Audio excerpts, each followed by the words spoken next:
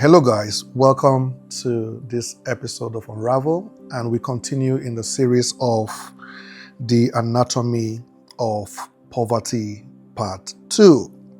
And like we established in the first episode, the goal of this series is not to amplify the subject of poverty, but to help us navigate away from the realities of poverty by understanding the nature of poverty and the symptoms of poverty that informs us or educates us enough to acquire the antidotes, if I may say, to poverty.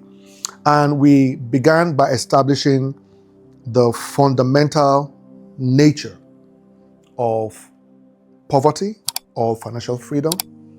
And we will begin this episode on one of the realities that unfolds from poverty, which is that poor people think short term. And we've established that riches or poverty is essence driven and not substance driven. So you need to forgive me when I make reference to poor people, because I'm speaking to a nature. It's not to undermine anyone by saying poor people. So let not seem or appear as though we are trying to undermine people when we say poor people. But we're speaking to a nature. And when you say I'm Idoma, I'm Tiv, I'm Yoruba, I'm Akwa Ibom, right? I'm Igala, for example, you are speaking to your nature, right? You're speaking to your origin. So when we say poor people, we need to just put that out there, that it's not to undermine or to put down, the sufferings of anyone. But for the purpose of this conversation, permit me to use the term poor people. So poor people think short term, not long term. And the context of short term or long term has its footing on time. So when you hear long term or short term, the first thing that comes to mind is time. So a poor person, the framework of their thoughts doesn't have the capacity to stretch far into the future. And as simple as this is a very native, generic reality of every poor person. That the construct of their thoughts lacks the ability to stretch into the future. I'll say it again. That a poor person has a thought pattern that lacks the structure to stretch far enough into the future. One of the expressions of a poor man's thoughts is always here and now. I want to pay rent now. I've got to pay school fees now.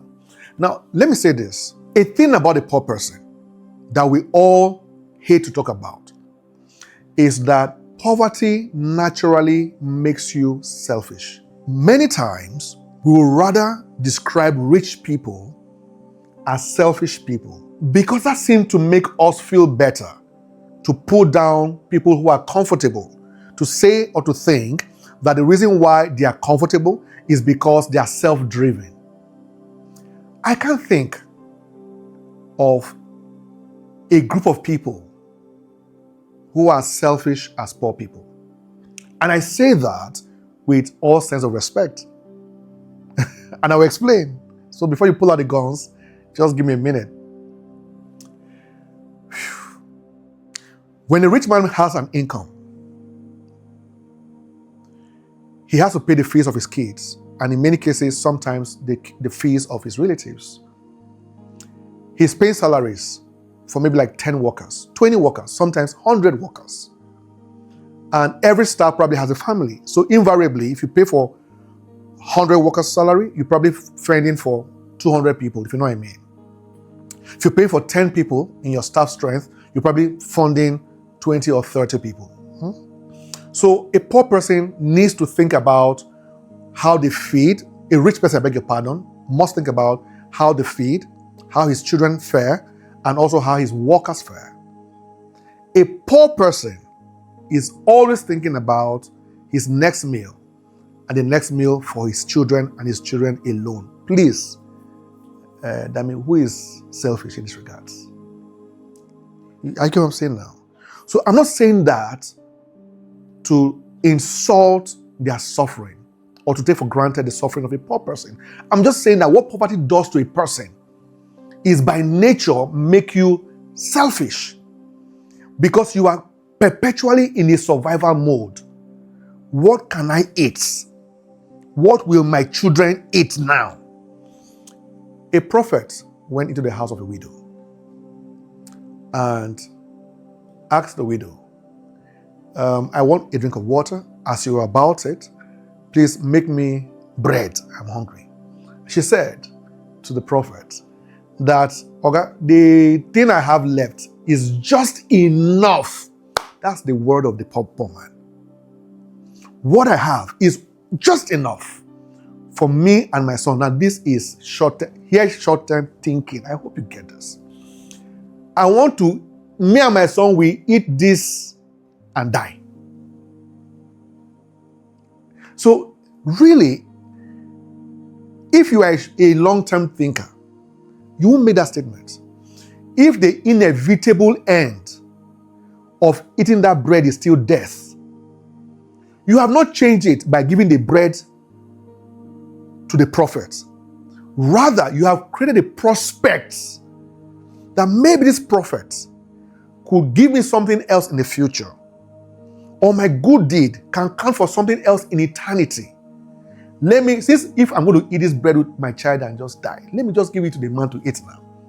Either I die now or I die later. Are you following me now? But the widow said, this food is just enough for my son and I to just eat now. We'll die. The guy said, just go and bring it, you will not die, don't worry. That's what I'm saying. But that is the mindset of a poor person. Let us just eat and die. There's no future in view. No future. Okay, can I trade the flour and the oil? And maybe there's a chance to get something on it for tomorrow. A poor man doesn't think that far. So poverty by nature makes you selfish. That's what I mean. Poverty by its construct makes you to think only of yourself. And now, what do I eat now? What do I do now? What can I have now? What can I get now? And there is no long-term thinking. And this is a very sad reality. I'm not sure I can convey enough how sad the reality it is that a man only thinks short-term. It is a chronic disease. It is a terminal sickness. It's a killer. And I'll show you how it kills very soon. It's dangerous that you do anything with short-term thinking. How does she make me feel now that you marry for that reason? How does he make me feel now that you marry for that reason? Because there's no long-term thinking. You meet a man, what does he look like in 50 years' time? You must think that far. What will this man look like in 20 years' time? What kind of father will he be in 15 years' time? You must think long enough to pull yourself out of any kind of poverty. If your thinking is always immediate, I'm saying to you, sir, you are poor. Any kind of thinking, be it in marriage, in investment, in relationships, If you judge people by what they can give to you now, you're a poor man. That's what I'm saying to you. If you judge people by what they can do for you now, if you judge an opportunity by what it gives to you now, then that's poor man's thinking. Because a poor man is always thinking short term. Now.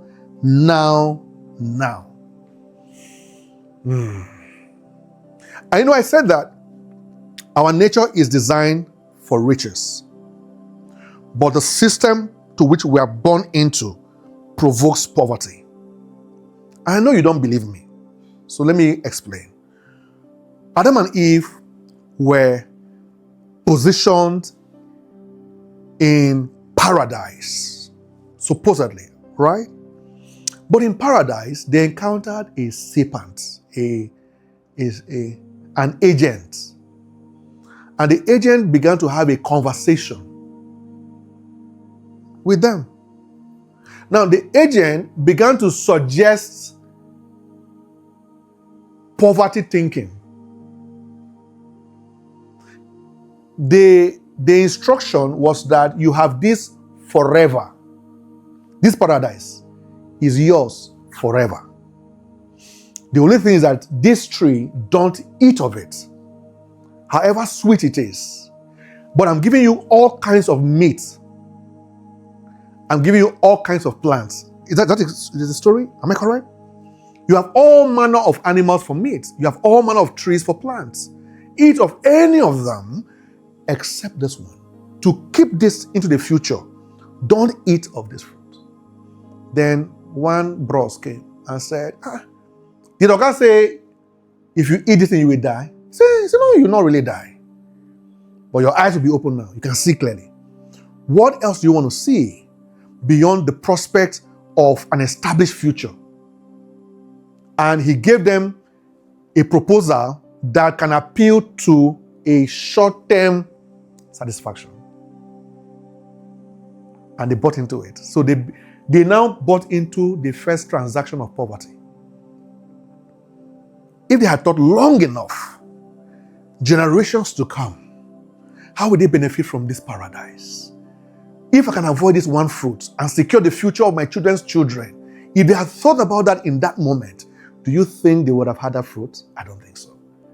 So the negotiation for poverty began even in paradise. Poverty or wealth is essence-driven and not substance-driven. What the Creator was trying to establish was in essence. What the snake, the serpent, was trying to establish was in substance. And they took substance over essence and engaged a contract for poverty. And from then till now, we are still trying to conquer poverty because some group of people thought only short term. Is that making sense at all? So I said here as the first point that instant actions and perceived instant outcome is a killer. That's a very strong statement. That's probably quite extreme, Apeh. You can't just define things like that. Instant actions and perceived instant outcome is a killer. I'm an architect, and part of the things that we do in my profession is to build houses. When you want to build a house, you probably begin by taking a brief from a client, and he tells you or she tells you exactly what they want. And then based on the brief, you begin to design, in response to the brief. And then when you're done with the design, you submit for approval. And after approval, you move to site and you spend 6 months to 1 year building that dream house. Right, Mimi? Am I correct? Does that make sense? Now, imagine, God forbid, that the area council of that location finds out that the building was wrongly positioned. Bear in mind that we spent 3 months to design, 4 months for approval, and then maybe 1 year for construction, right? And then we built. Then the land authority said, the man built on the wrong piece of land. And then they execute a judgment of demolition. How many days do you think it will take to demolish? 1 year? No, we built for 1 year. I just told you now, Abigail, that it took us 1 year to build. How long will it take to? Like one?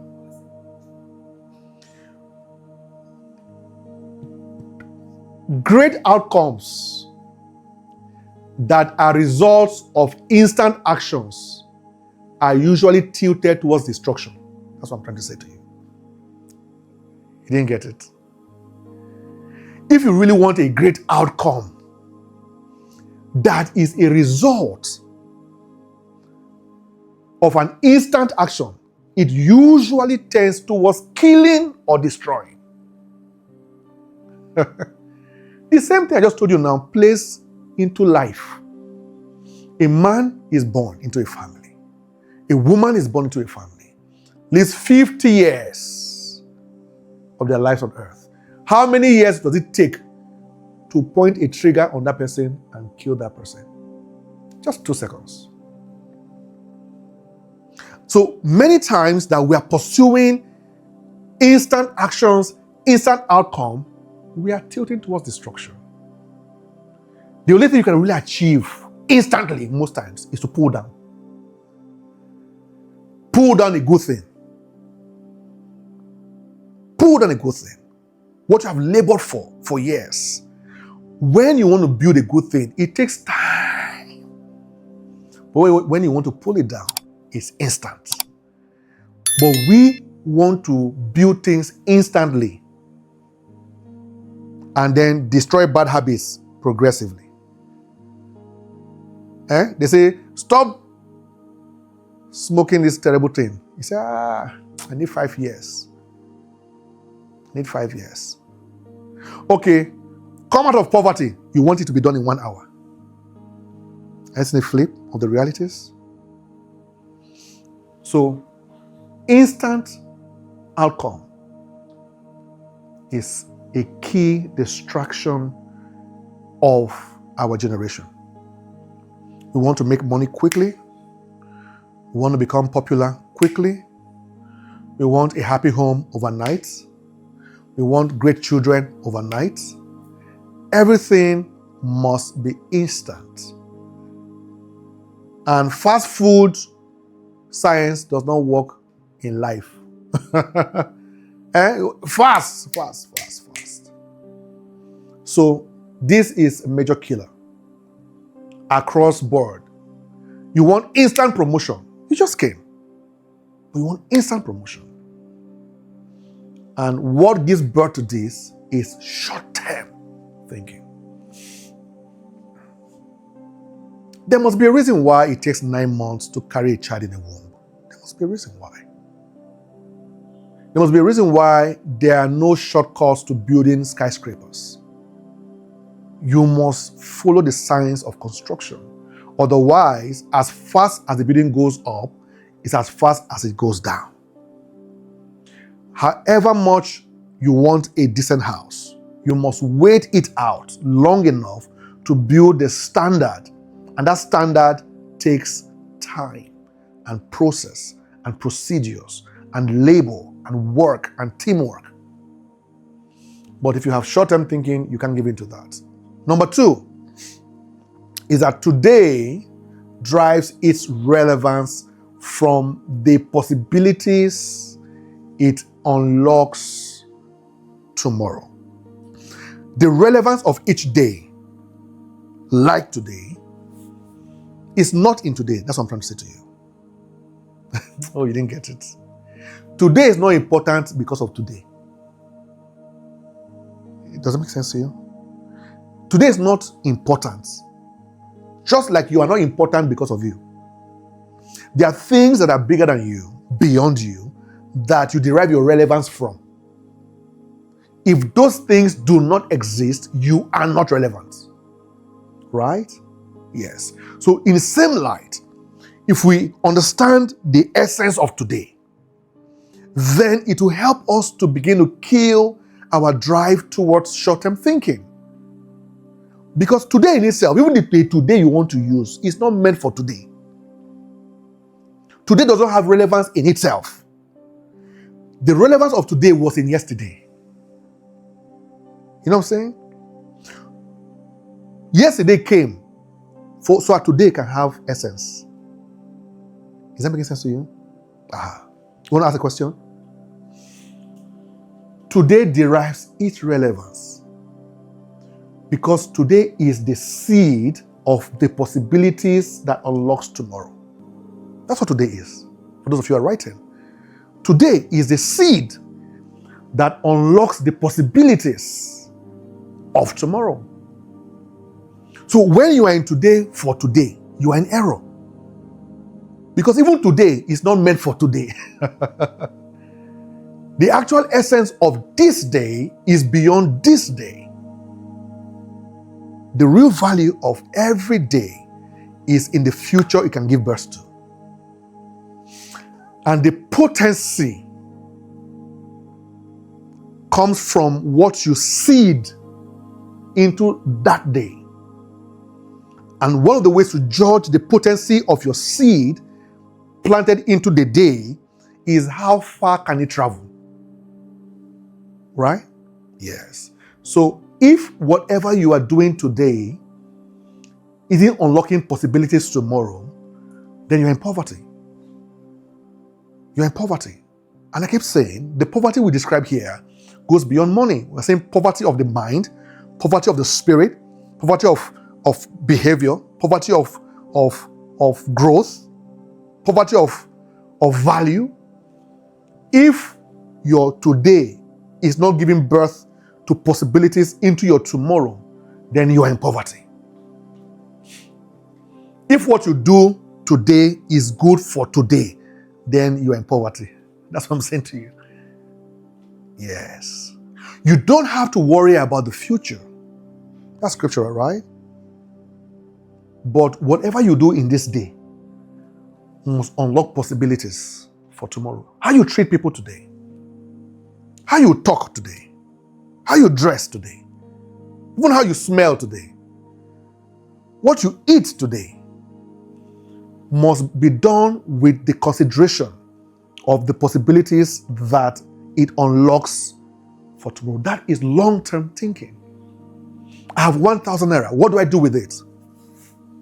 Do I use it for today, or do I use it in today for tomorrow? Are you seeing that now? I have 100,000. Do I use it for today, or do I use it in today for tomorrow? There's nothing wrong what you do today if it is not just for today. So, be tomorrow driven. That's what I'm saying. You must have a culture that the way I spoke to her is tomorrow driven. The way I spoke to him must be tomorrow driven. The way I treated them must be tomorrow driven. The way I'm eating must be tomorrow driven. A matured man doesn't eat only for hunger. He eats for health. He eats for life. He eats for tomorrow. Right? And if you know that, it's not everything you will eat. It's not every money you will take. Because you know that the money I'm taking today can kill it tomorrow. The man who's giving me money now can ask for something tomorrow I can't give. So I won't take it. Your ability to walk away from things is determined by the tomorrow you want to unlock. So what you embrace and what you discard should be propelled by the kind of tomorrow you want to unlock.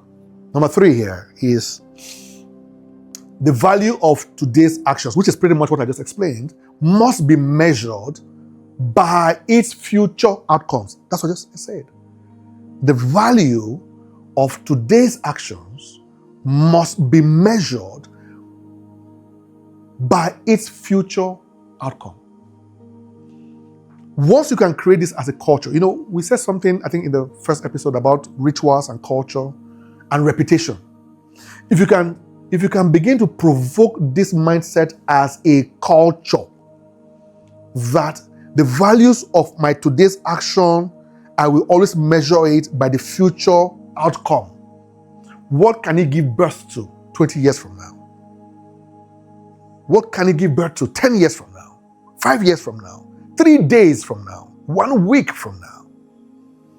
If we do this regularly, we will cripple the hold of greed, of immorality, of wickedness, of sin. There is nothing that I can think of that is an affirmation of short-term thinking like sin. Sin is one action that disregards future outcome. Yes. Sin, by nature, is an action that disregards future outcome. So these are fundamental principles that govern every part of our lives.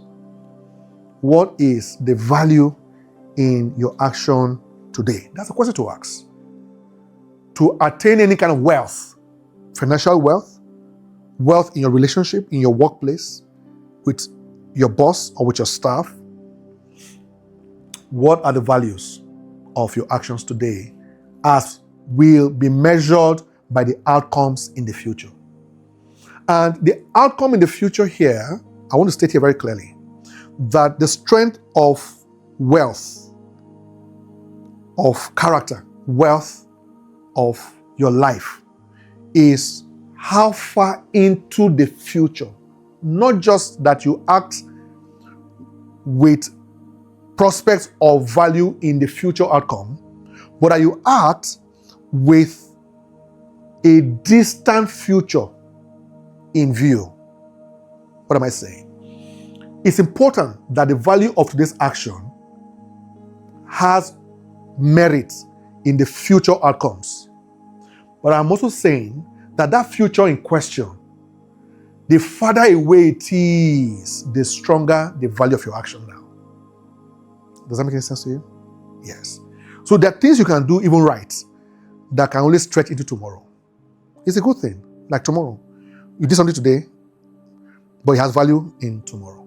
Today is what? Today's Tuesday, Wednesday? Yeah, today's Tuesday. So you do something today, Tuesday, and the value is till tomorrow, Wednesday. Or you do something today that the value is till next month. You can keep building that culture till you start doing things today that the value is into 10 years. See? So the goal is to exercise that virtue to a degree that the ripple effect of the possibilities you unlock can stretch farther and farther and farther into the future. Your first actions may not. Your first actions may only secure you a possibility in a very near future. But it's a future in context. So it's okay. It's okay. I'm going to do something right to earn salary by the end of the month. My real goal is to work hard enough to qualify for my salary in 30 days' time. It's good enough. Start there. Start there. And then when you build that up, it's okay, next time, I want to begin to build character and value and virtue that can secure me a promotion in 2 years. See? You're not going further away. Now, I want to do something that makes me indispensable to my boss in 3 years. You see that now? But you began with 30 days. You've now gone to 2 years projection. You're now going to 3 years projection. I want to do something that in 10 years' time, I will own a company like this. You see that now? So you see, you are building character in virtue, in value. And the more you are doing that, the effect of those actions is going farther and farther into the future. Because initially when you came here, you were thinking about, what can I do to secure me a good salary every 30 days? Every 30 days, what can I do to stay on the job? What can I do to have my children respect me every day? But the point will come that the respect of your children doesn't matter anymore. It's what do you now do to make sure your children are valuable in 50 years' time. But you first begin, let me culture them for today. Let me teach my children how to greet. How to say, thank you, sir. You know what I'm saying? You teach them basic morals. Then eventually you begin to teach them things that can push them 40 years into their future. You see what I'm saying? But you can begin gradually to your near future, to a farther future, to a farther future, to a farther future. The more you build this wealth of character, the farther into the future that your actions unlock possibilities. Yes. That's why we have people today that have built structures and empires that their fourth and fifth generation cannot exhaust it, both in kind and in cash. They have built a goodwill that many years to come, their grandchildren's children will enjoy from it. Not even money yet, just goodwill. Because of what? Long-term thinking. Okay. So can we progress a little bit? Are we together so far? Future thinking is the thinking that births responsible living and decisions. Okay. You together? Future thinking is, and this is a very powerful suggestion. When I said the only thinking. Did you see that? Future thinking, in my opinion, I put it in red, is the only thinking that births irresponsible living and decision making. In your health, in your marriage, in your development, or in your investment. Future thinking. And this is something that we should probably write boldly somewhere. Boldly somewhere. Future thinking. Future thinking. Right? Future thinking. If this has become a culture and nature, you will notice that the concept of consequence will become louder in our thinking. The reason why people are irresponsible is the lack of the consciousness of consequence. Irresponsibility, laziness, lack of character is an outcome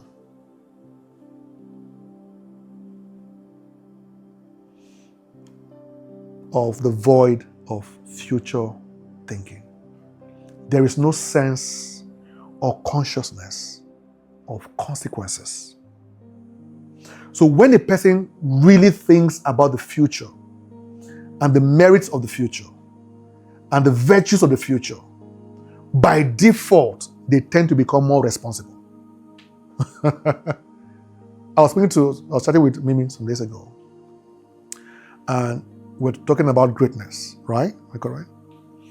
And she said that, she had been watching closely and aiming for greatness. And I said to her that you are already in greatness, you just don't know it. We began this series in the first episode by saying that some people are even rich, but they don't even know it. Because they think that it's only when they have money that they can say they are rich. The same way, many people are already in greatness, they don't know it. I have a very, very popular quote that says that you can be great in many small ways. Because we think that greatness is bigness. If you are not big, you are not great. No, where did you get that from? You can be very great in many small ways. Many of the people that we know today who are global figures were mentored by unknown people in their villages, in a farmland, in a homestead. We don't know their names. So would you say they were not great? No. The names we know today were serviced by people that we don't know their names. And those people whose names we don't know may be even greater in divinity by the accounts of heaven than the ones whose names we know. Because greatness is not bigness. I was saying to her that there were things she was doing many years ago in service, selling donuts, that was giving birth to her greatness. But she had no idea. In her mind, she was saying, one day I'll be great. But she was in greatness. Because she was serving with future thinking. And the doors I've opened to her today is an outcome of the service she did years ago. You see what I'm saying now? Her mates were doing other things. They were living life. Am I not correct? They were chilling. They were balling. Boyfriend, girlfriend, club, everywhere chilling. But she was laboring in service, quietly, for 4 years. In those her labors, she did them consistently because she was thinking of a future. And that future thinking gave birth to responsibility.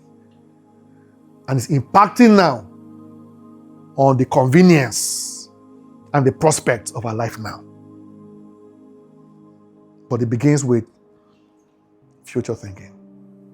Future thinking. So once you have worked on the state of your mind, as we talked about in the first episode, what that will do to you is that the state of your mind will teach you how to see merit in the future, how to see virtue in the future. Because sometimes you can have future thinking, but not in virtue. Yes. You say, in the next 20 years, I will hammer. To hammer, I will kill 5 people. It's still future thinking. But because the state of the mind is not correct and is corrupted, it still gives birth to irresponsible behavior. But this future thinking is building on what we have built already, which is that you must have a state of mind that has value for virtue in your tomorrow.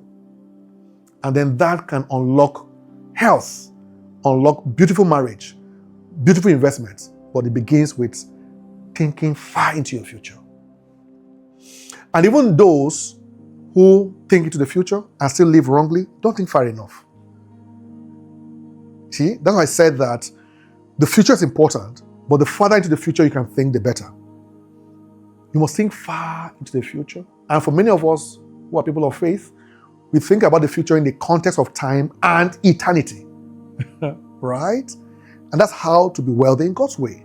You must have that future thinking, both in time and eternity, on how to attain virtue, merit, and value.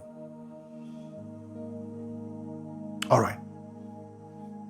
Do I have to dig deeper in this? Are we okay? So, are we okay? Can I proceed?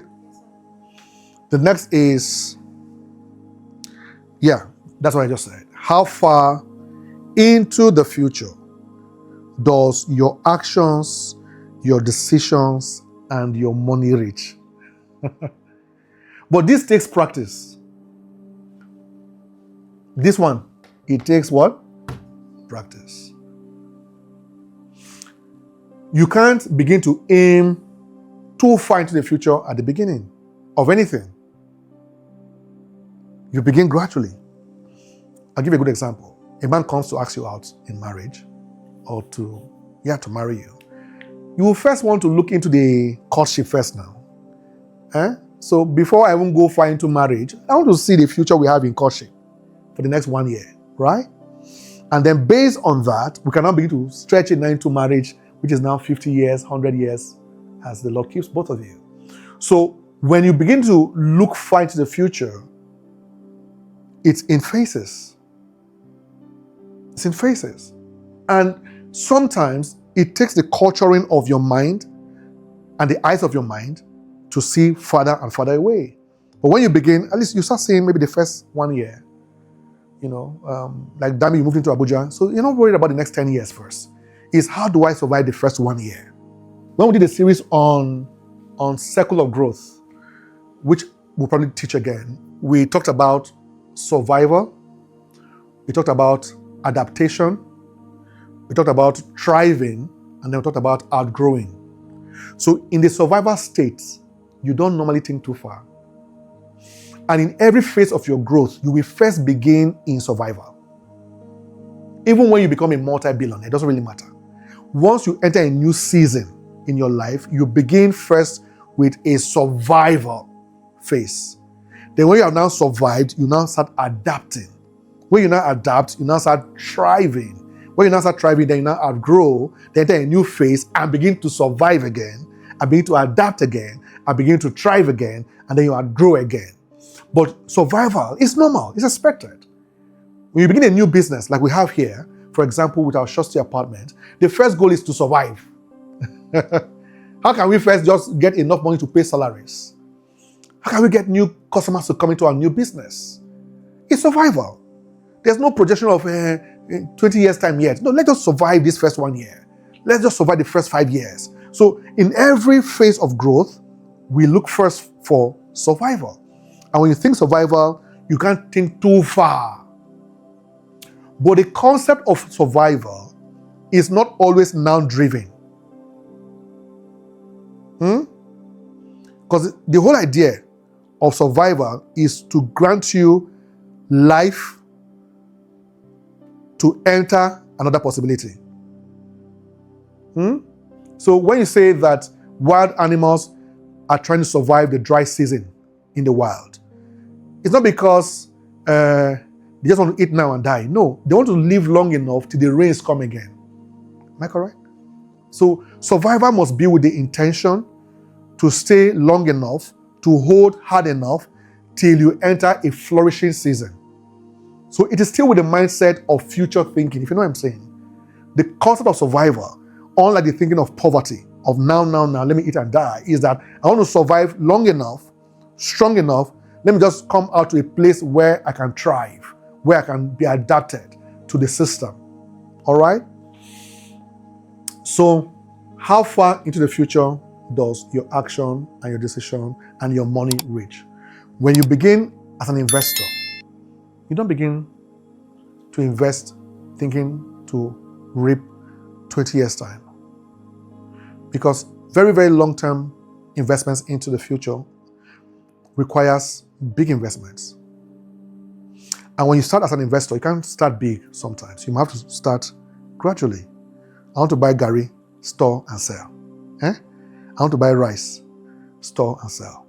I want to buy shoes and sell. Just short term. Then as you now grow, you're not thinking more into the future. Okay, I now want to rent a shop. Initially, you didn't need a shop. You put it on your WhatsApp status and you sell to people. A point now comes, I've now grown this level. I want to think further into the future. So I need a shop.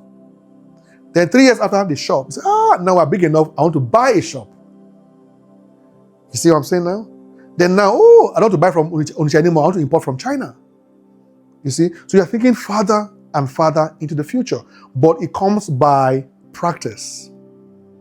So you do it in phases, but the goal is that you want to look farther and farther into the future with your actions, with your decisions, and with your money. By God's mercies, I can't call figures, but we have investments with a very good value. The value of our investment now does not look like my lifestyle. In a way, by God's mercies, I'm living way lower than the value of our portfolio. Do you know why? Because my gaze is far to the future. Now. So even what I drive, because I have assignments for money that is more important than the car I'm driving. The shoe I'm wearing. There is the gaze is on the future. I've sent the money ahead. Yes. There was a point in my life that I sent money to the future to wait for me. But the point I'm in now, by God's mercies, I'm now sending money to the future for other people that I love. Are you feeling that now? So when it was for me, 5 years, 10 years, wasn't bad. But as you grow in this responsibility, You now come to learn that there are other things for which you have to send money to the future for. Other people you have to send the money to the future for. And it's not always just your children. It could be your family members, your friends, your ministry, your calling. And then you send things into the future. They will wait for you. 40 years, they are there waiting for you. So, how far can your money reach? How far can your actions reach? How far can your decisions reach to the future? At every time, every season of your life, you should examine it. How far is my action reaching to my future? How far are my decisions reaching to my future? How far is my money reaching to my future? And don't be desperate. At some point, it may not reach far enough. But keep building. Keep building. Today is only 20 days. Tomorrow is 20 months. Then it's 3 years. Then it's 5 years. Then it's 10 years. Even in your love relationship, your first 1 year of marriage may look very rocky. Don't give up. Keep putting the seeds in for the future. Today is looking ugly. It's looking quite messy. Don't worry about it. Keep respecting him. Keep loving him. Keep cooking for him. Keep serving him. Keep being nice to him. And then 20 years into your marriage, you say, my husband has changed. But it takes a far reach into your future to achieve the wealth of a blissful marriage. So it's a concept that you will apply.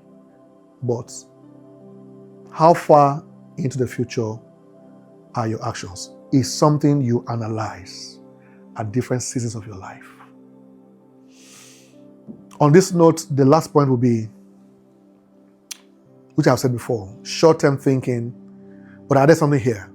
Short-term thinking breeds hopelessness and breeds irresponsibility. I have spoken about being irresponsible, but I intentionally added hopelessness here because I think that we undermine the power of hope. We undermine the power of hope. And in my words, hope is both a belief and an expectation of a better future. That's hope. Usually, hope is not noun based. Because if it is visible, you don't require hope for it.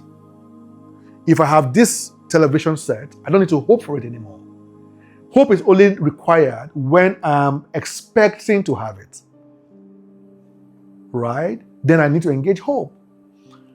And more, especially within the context of Nigeria, there is a sense of hopelessness.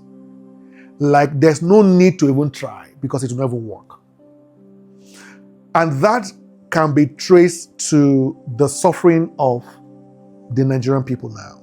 In other cases, it could be an ancestral challenge, a generational sequence to say that in our family, people don't rise. So there's no need to even try. We are usually just drivers. My father was a truck driver. My grandfather was a truck driver. So here we just drive. We don't even buy cars. We don't own cars. We just drive people's cars. It's a normal thing in the family. You go say, in our family we don't even get married early. You say, normally marriage is like 45. Normal. You see that now? So there is no anticipation for something that is better. And that can be birthed from a place of logic reasoning.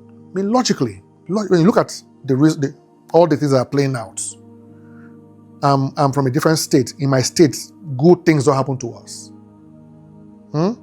From when I was young, I didn't have the chance to go to school, and because I didn't finish my degree, I can't get a good job. No. So that kind of thinking gives birth to hopelessness. And when you hear people like Kustaris, Dr. Cosmos Maduka, you hear a story. And you can tell that one of the things that drove that man is hope. In spite of his background, in spite of his poor education, there was hope. He may not have anything, but he had hope. That hope drove him to becoming responsible. I see what I'm saying now. So, future thinking must be galvanized. Not just with sound decisions or hard work, but must be galvanized with hope. And I'm saying that because I'm an outcome of it. Many things that drove me was because I had hope that I can aim at an outcome better than my father's. Are you following me now? It's hope. It's not just ambition. No, it's not ambition. It's just hope that there is a prospect of something better to look forward to. And then I committed to being responsible in my thinking to give birth to the future for which I hoped for. Is that okay? Next episode, we will talk about short sight. Here we spoke about short-term thinking. Next episode, we'll talk about short-sightedness. All right? So, see you guys on the next one. God bless you.